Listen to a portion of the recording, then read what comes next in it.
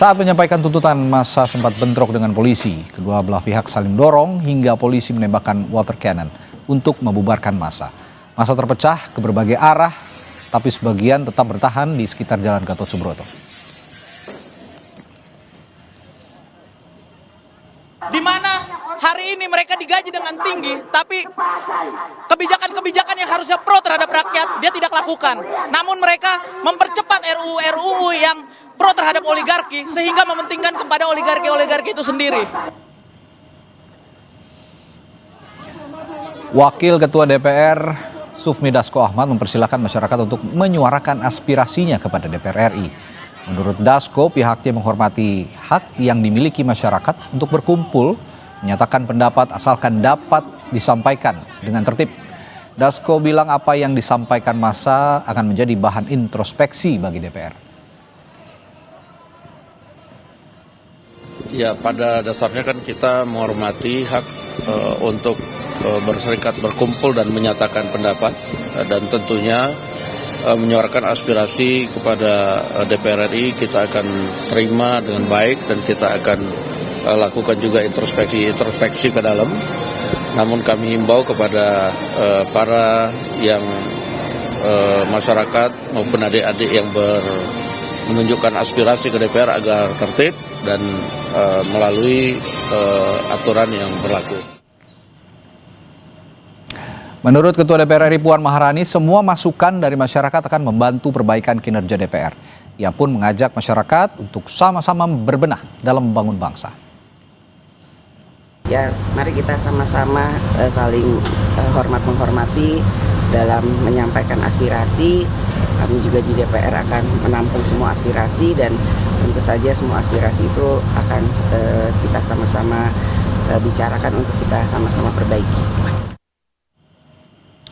Saudara, suara rakyat menggema menyuarakan tunjangan DPR yang dinilai tidak masuk akal. Masyarakat meminta wakil rakyat peka dengan kondisi ekonomi masyarakat.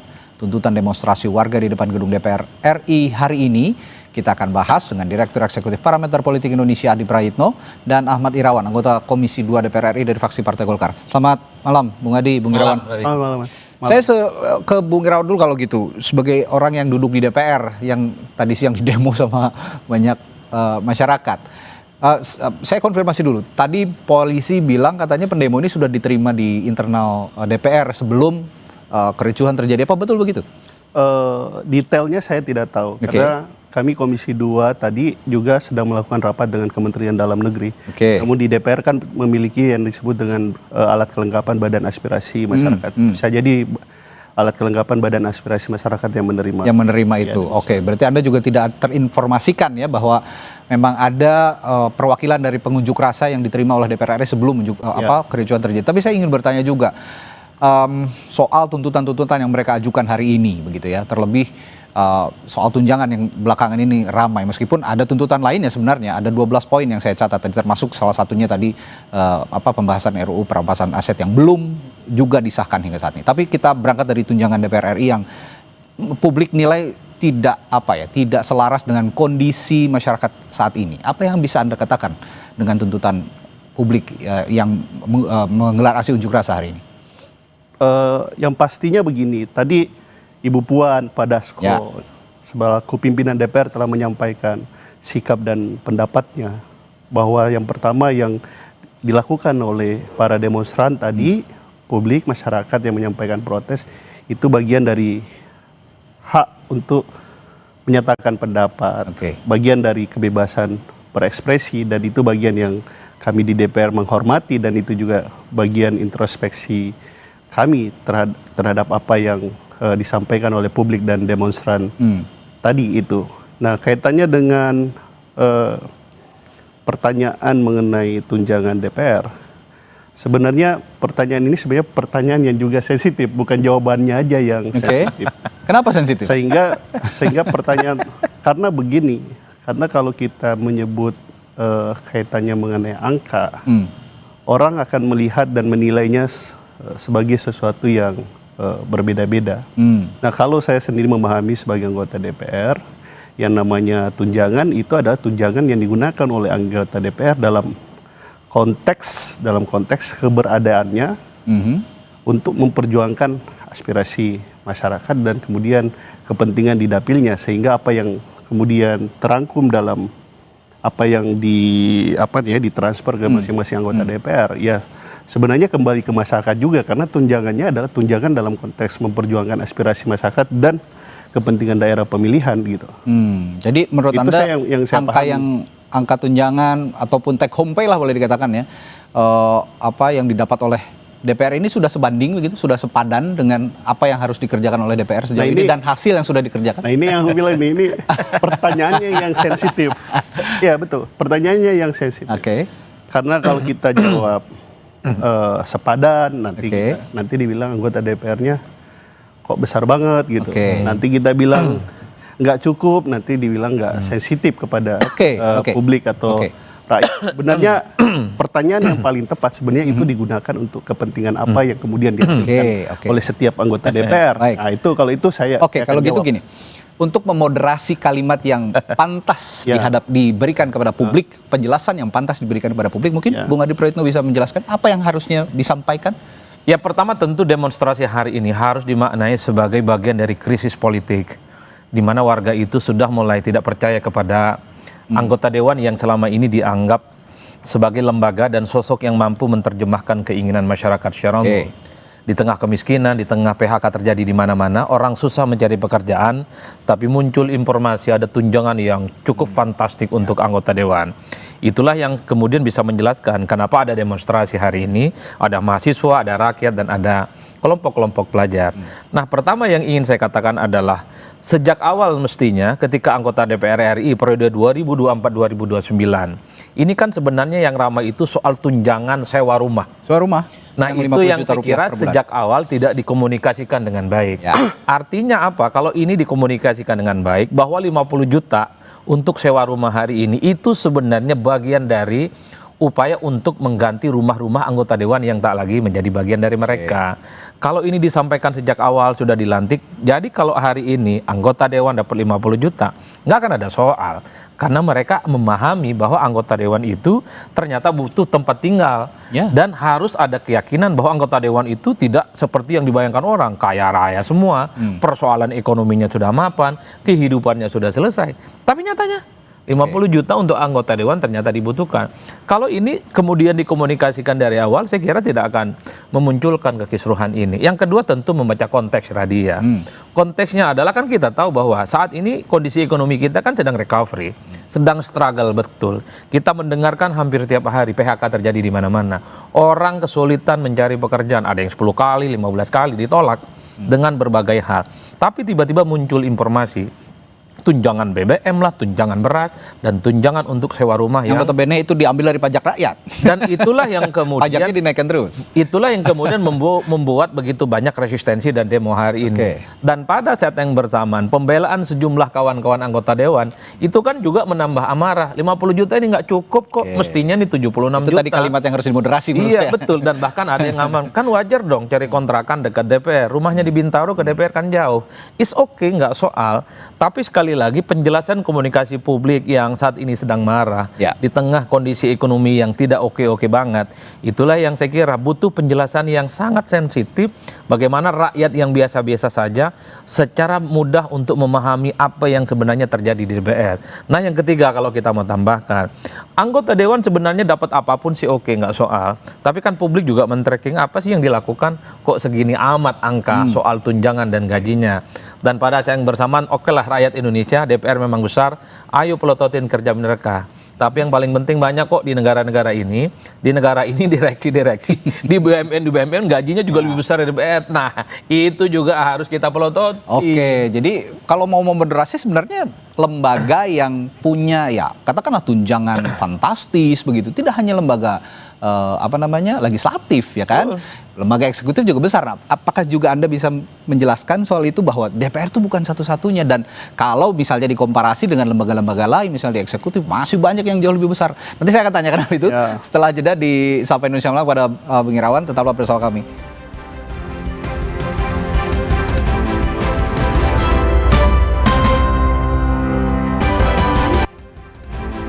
lanjutkan lagi perbincangan di Sapa Indonesia Malam, saudara. Tadi saya bertanya ke Bung Irawan soal bagaimana memoderasi kalimat kepada publik begitu ya, supaya publik juga paham bahwa anggota DPR juga perlu amunisi lah untuk bekerja begitu. Perlu amunisi bekerja sehingga jumlah yang ditetapkan untuk tunjangan itu yang memang benar-benar terpakai untuk kerja, bukan yang lain-lain.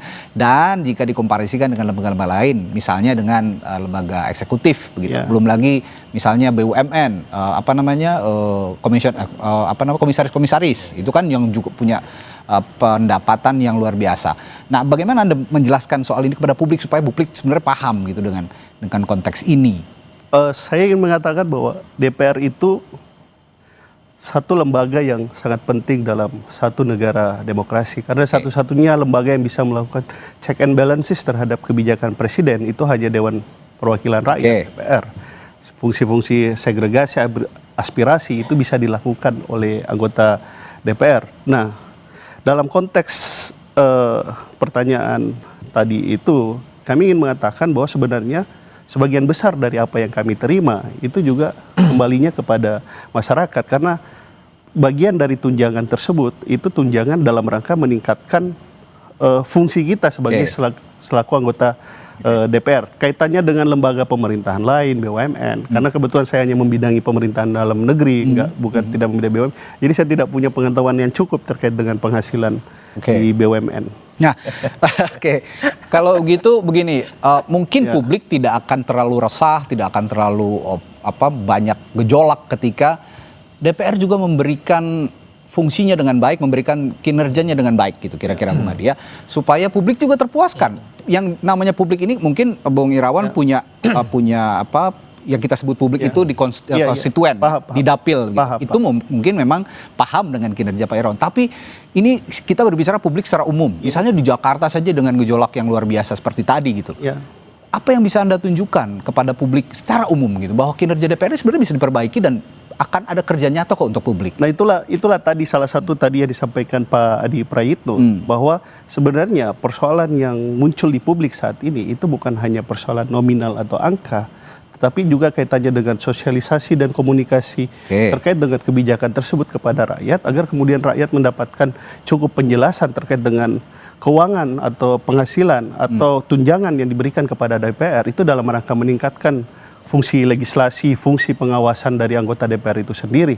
Nah, kaitannya dengan apa yang kemudian telah dilakukan oleh DPR, saya menyadari dan sebagian besar anggota DPR di DPR menyadari bahwa salah satu tantangan yang dihadapi oleh setiap anggota DPR RI itu adalah terkait dengan kepercayaan publik. Tetapi kalau kita mengukur apa yang kemudian dikerjakan selama ini, banyak kemudian kinerja pemerintahan ini itu juga kualitas kinerjanya itu berdasarkan hasil pengawasan. Bicara soal kualitas kinerja, Anda kan juga di Komisi 2 ya? Komisi 2. Sekarang saya juga pengen tanya, di Komisi 2 sedang membahas apa saja yang produk legislasi ya, kita berbicara produk legislasi yang langsung berkaitan dengan publik dan bisa diwujudkan dengan cepat misalnya. Nah, misalnya saya di Badan Legislasi DPR dan Komisi 2 DPR. Satu, kaitannya misalnya efisiensi terkait dengan biaya penyelenggaraan pemilihan umum. Itu sangat tinggi, kemudian kami minta untuk dilakukan rasionalisasi terhadap anggaran pemilu itu selesai.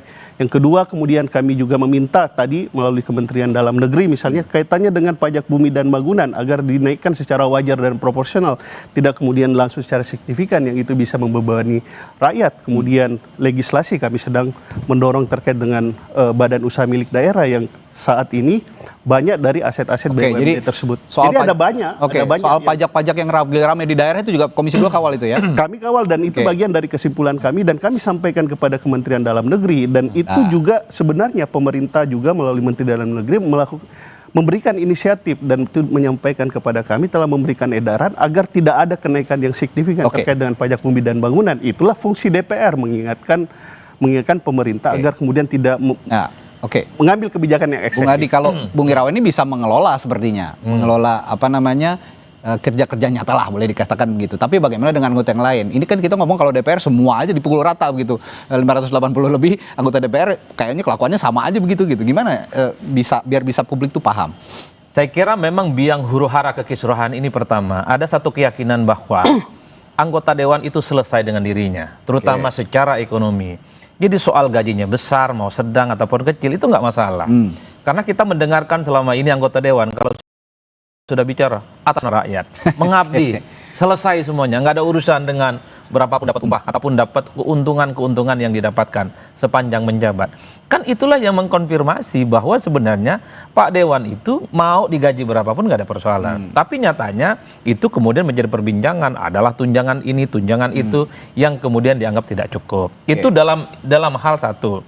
Nah yang kedua memang harus diakui banyak sekali yang sebenarnya ingin tahu sebenarnya men-tracking, mengukur bagaimana anggota dewan itu bekerja. Kan variabelnya dua, kuantitatif dan kualitatif. Ya. Dari segi kuantitatif tentu orang bertanya-tanya, sebenarnya apa saja progress report yang sudah dimainkan oleh kawan-kawan anggota dewan sejak dia dilantik menjadi seorang yang kemudian dianggap sebagai legislator. Kan orang ingin tahu dari segi jumlah. Lalu dari segi kualitatif, ketika muncul isu-isu yang krusial di rakyat, mulai dari politik, mau dari ekonomi, mau dari hukum, ada tiga kemudian anggota dewan yang pasang badan misalnya, dia memberikan pembelaan kepada rakyat bahwa dialah pejuang rakyat yang sebenarnya. Beberapa waktu yang lalu kisruh terkait dengan bendera One Piece, tapi kita tidak mendengar ada yang pasang badan bahwa rakyat jangan pernah takut untuk mengibarkan bendera One Piece, itu bagian dari demokrasi. Ada yang bicara seperti itu ya? Saya kira banyak ya. Kalau banyak tidak, tapi kan ini tidak menjadi sebuah sikap politik secara terbuka. Satu persatu iya. Yang melembaga. Yang melembaga, ini kan sikap personal. Misalnya ketika ada kenaikan PPN 12% beberapa waktu yang lalu, nggak muncul juga sikap kritisnya.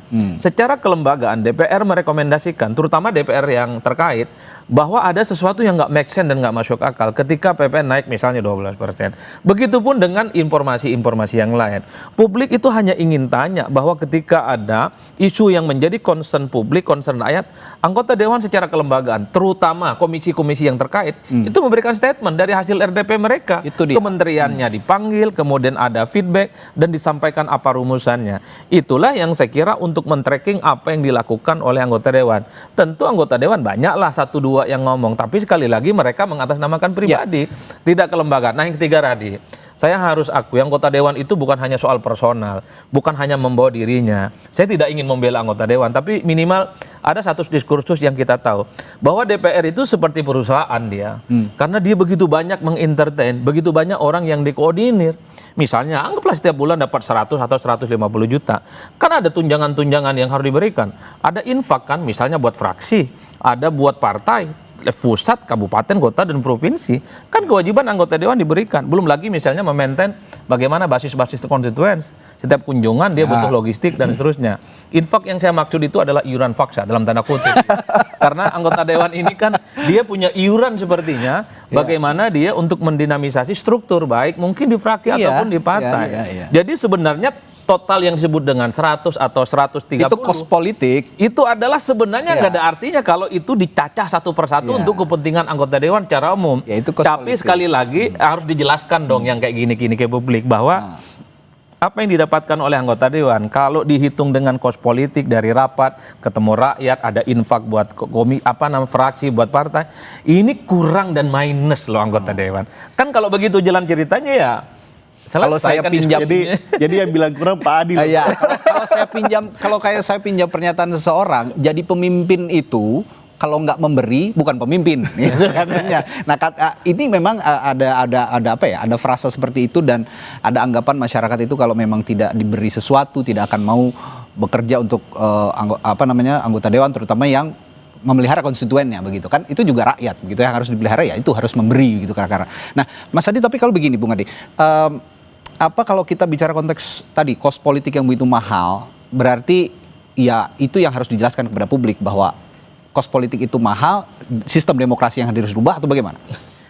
Ya pertama memang harus dijelaskan bahwa anggota dewan itu tidak hanya membawa dirinya, tapi dia membawa keseluruhan kepentingan partai, kepentingan fraksi, kepentingan konstituen dan dapil basis yang diwakilinya. Kalau itu dijelaskan semacam kalau kita bikin RAB, kayak semacam bikin rancangan anggaran. Jadi kalau dijelaskan ke publik, ini loh yang gaji didapatkan tiap bulan dengan pengeluaran yang dilakukan oleh anggota dewan, ini nggak sepadan. Kalau itu bentuk akuntabilitas publik, disampaikan secara terbuka, oh iya ya anggota dewan itu ternyata sekalipun besar pendapatannya, tapi pengeluarannya jauh lebih besar. Itu akan make sense. Itulah yang saya kira dalam konteks itu supaya untuk mengamputasi dan diskusinya tidak itu saja. Sorry itu saya harus kita katakan, kan banyak juga rakyat tidak tahu.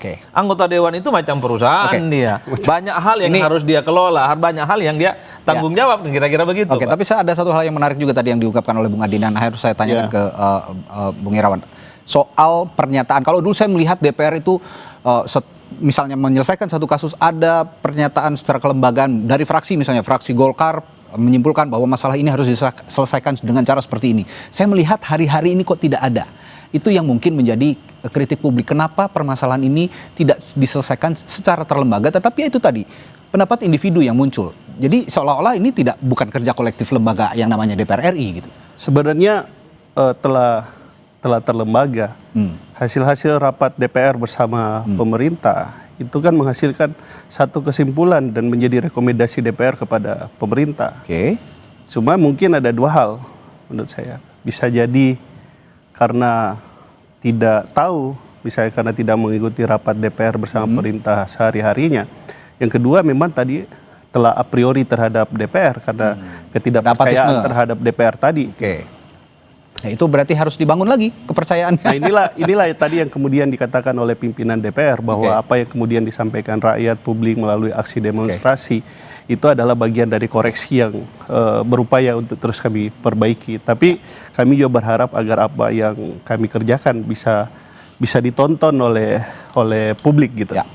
Yang pertama tadi soal transparansi, akuntabilitas, dialog, komunikasi yang diperbaiki. Dan cara kerja kelembagaan yang diperbaiki, saya kira juga publik akan paham jika memang ini bisa bisa terjelaskan kepada publik dengan gamblang tanpa ada sekat apapun, begitu itu tantangan bagi DPR. Tapi Radi, di tengah situasi ekonomi yang tidak oke-oke saja, agak sensitif nyebut angka. Jadi sekalipun ada tunjangan, janganlah disebutkan itu. Makanya aku bilang tadi, bukan cuma jawabannya yang sensitif, pertanyaannya juga sensitif. Baik. Terima kasih Bapak-Bapak. Tadi perbincangan kami dengan Direktur Eksekutif Partai Politik Adi Praetno dan anggota DPR dari fraksi Partai Golkar Komisi 2 DPR RI Ahmad Irawan yang sudah bergabung di Sapa Indonesia. Terima kasih Bapak-Bapak. Kita jumpa